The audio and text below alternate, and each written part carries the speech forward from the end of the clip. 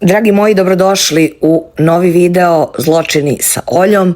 Ja sam Olja, a danas vam pričam nešto što se desilo i što je zaista potreslo cijelu Ameriku, ali prvo moram jednu stvar da vam kažem, a to je da se to desilo 2023. godine, a suđenje će biti, glavno suđenje će biti u julu, znači za mjesec dana 2026. Tako da svakako ćemo ispratiti i suđenje i sve što se u međuvremenu desilo. Ja hoću danas vam pričam o ženi koja je ubila 3 svoje maloletne dece.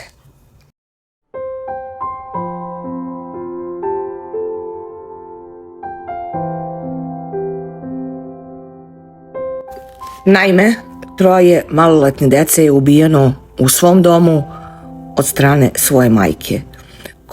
Cora, koja je imala 5 godina, Dawson, koji je imao 3 godine i Kellan, koji je imao samo 8 mjeseci. Naime, ona se optužuje za to da je svoju decu zadavila, a zatim se bacila sama sa drugog sprata i nažalost, mogu da kažem nažalost, ostala živa. Inače, što se tiče ove porodice, idealna porodica, imali su svoju kuću. Lindsay je bila osoba koja je bukvalno bila sve, najbitnija je bila porodica i deca, i kada biste pitali druge ljude, oni bi vam rekli da je bilo to najbitnije u životu. Imali su 3 dece, znači ćerku i 2 sina koji su nažalost nastradali. Živjeli su idealan život, ali ona je imala tu neku postporođajnu depresiju. Pila je lekove, išla je na, te neke psihoterapije, ali kogod je poznavao, bukvalno je govorio da je ona idealna majka i da jednostavno, apsolutno ne mogu da veruju da se to desilo u njihovom domu. Inače, to je bio sasvim normalan dan, 24. januar 2023. I sve se desilo dok je njen muž Patrick otišao po hranu u obližnji restoran. Za 25 minuta ona je zadavila 3 dece i skočila sa drugog sprata. Kao što sam rekla, Lindsay je imala dijagnostikovanu depresiju nakon posljednjeg porođaja, neke psihoze. Patrick je bio odsutan samo, ljudi, 25 minuta. Znači, ja ne mogu da verujem da se to apsolutno desilo za 25 minuta. Svi koji su ih poznavali i koji su poznavali Lindsay apsolutno nisu verovali da tako nešto moglo da se desi. Na sudu njena odbrana kaže da je ona čula glasove, da je bila u psihozi i da su joj glasovi rekli da ubije svoju decu i da ubije sebe. Suđenje za ceo ovaj slučaj nije još počelo. Biće 20. jula 2026. i tada počinje zvanično suđenje ovoj ženi. Ja želim vas sada da pitam, da li je neko od vas imao tu postporođajnu depresiju, jer recimo ono što sam ja doživjela u svom životu, bolest koju sam preživjela dok sam bila trudna, 5. mjesec, gdje sam mislila da nikada neću roditi zdravo i pravo dete, ali eto to se desilo, i gdje sam bila na neki način, s obzirom da je bio carski rez, bila sam na neki način, nisam bila toliko vezana za svog sina, da kažem prva 2 mjeseca. Eto gdje sam se ja oporavljala od nekog većeg reza nego što je onaj carski, a to je da su mi vadili slezinu u onom momentu kad su mi vadili i bebu.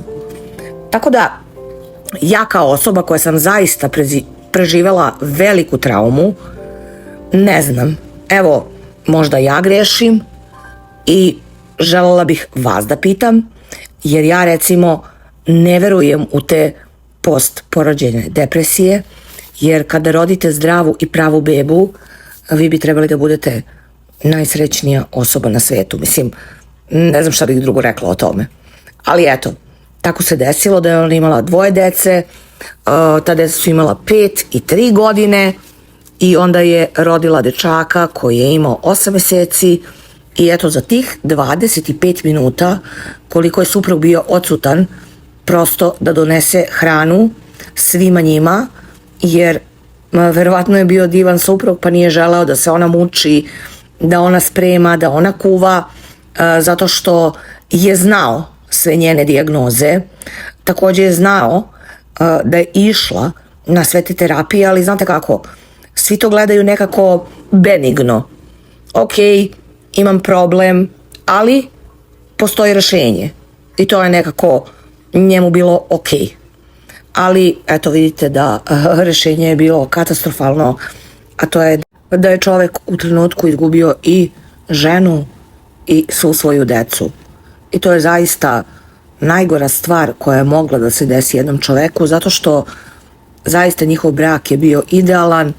Vidjet ćemo šta će to biti za mesec dana, kako će njeni advokati reagovati, zato što ona zaista ima problem. Ne mogu da kažem da nema, ali da li je taj problem bio dovoljno jak da bi ona ubila 3 dece i naudila sebi. Ona je nepokretna od struka na dole i tako se i pojavila na početku na suđenju, a nakon toga se pojavila u kolicima. Znači jednostavno, opet vas pitam, da li je ta žena zaista uradila nešto zašto nije bila svesna ili je svesno uradila to nešto. Eto, to meni i dan danas stvara veliko pitanje, znak pitanja, a to je kada počne suđenje, da li će njeni advokati imati dovoljno argumenata za njeno oslobađanje, ali to nije oslobađanje. Ako ona dobije doživotnu robiju i ako se niko ne složi sa tim da je ona bila u postporođajnoj depresiji, da je imala psihoze i ostalo, to će sve razni advokati, razni doktori otkrivati, ali ako ne dobije tu doživotnu kaznu, svakako će dobiti onu kaznu za koju njeni branioci traže kaznu, a to je da će ceo svoj život provesti u nekoj mentalnoj instituciji. Jer ona, ovo što je uradila, ne može da se vrati u normalan život i da se kaže ok, to je to, ona je to uradila, možda se neće ponoviti. Ne, oni će ići na to da nju stave u neku mentalnu instituciju, ali da ne dobije tu neku doživotnu robiju u zatvoru. Eto, ispratit ćemo taj slučaj i ja da čekam da počne suđenje, jer ja zaista pratim sva suđenja i eto, vidjet ćemo šta će biti na kraju. Inače, kao što vidite, ona je neko ispitivanje prvo i prve te neke stvari koje je trebala da objavi i da kaže, uradila iz bolničke sobe. Bila je bukvalno vezana za krevet zato što je bila nepokretna. Bio je tu sudija, sve je bilo okej, ali jednostavno ne znam koliko su oni njoj poverovali u sve to. I evo, i stalno vam prikazujem te videe gde je sudija, to se desilo 23. Ona je ostala nepokretna i jednostavno je bila u bolnici i jedino tako je mogla da učestvuje u tom nekom prvom, da kažem, iskazu, ali eto, za jul je zakazano zaista suđenje, pa ćemo vidjeti šta će ona zaista reći, koliko se oporavila, šta su joj doktori preporučili da kaže, odnosno šta su joj njeni advokati preporučili da kaže. Nažalost, 3 dece je izgubilo život i ja nekako ne mogu to da vidim kao da je ona nevina osoba i da ona jednostavno treba da bude u nekoj kao mentalnoj instituciji.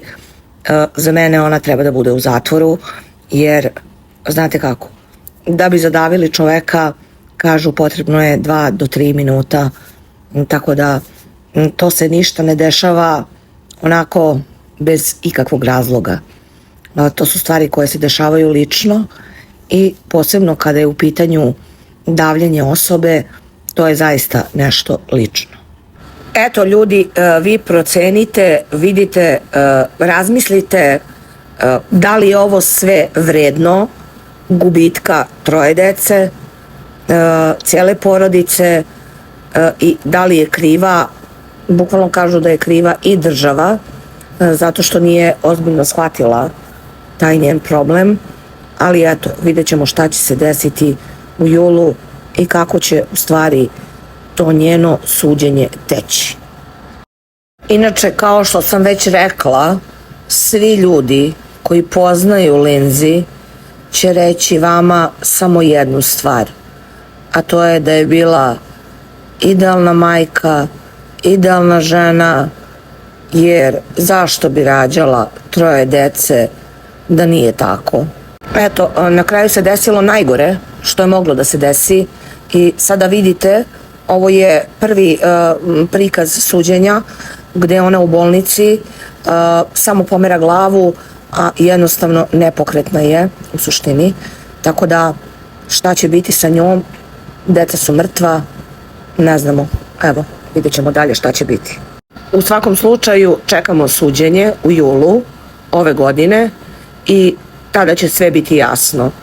Jedva čekam da vidim njene branioce, kako će uspeti da odbrane nju.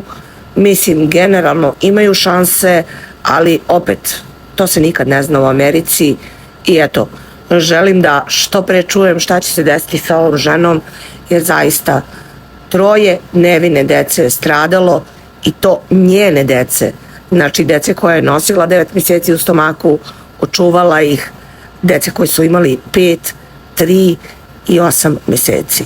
Zaista pretužna priča što se mene tiče, a eto, čućemo se nadalje pa ćemo vidjeti šta se zaista desilo sa ovom porodicom i da li ova žena zaista imala veliki problem koji prosto lekari nisu mogli da reše. Eto, vidjet ćemo zaista šta se desilo. Hvala vam puno na gledanju ovog videa. Ovo je onako najosnovnija stvar koju sam htjela da vam pustim, jer ovaj slučaj me zaista onako podigao i pomislila sam da li je moguće da se ovako nešto desi jednoj normalnoj ženi. Hvala vam puno, vidimo se u nekom narednom videu. Pozdrav!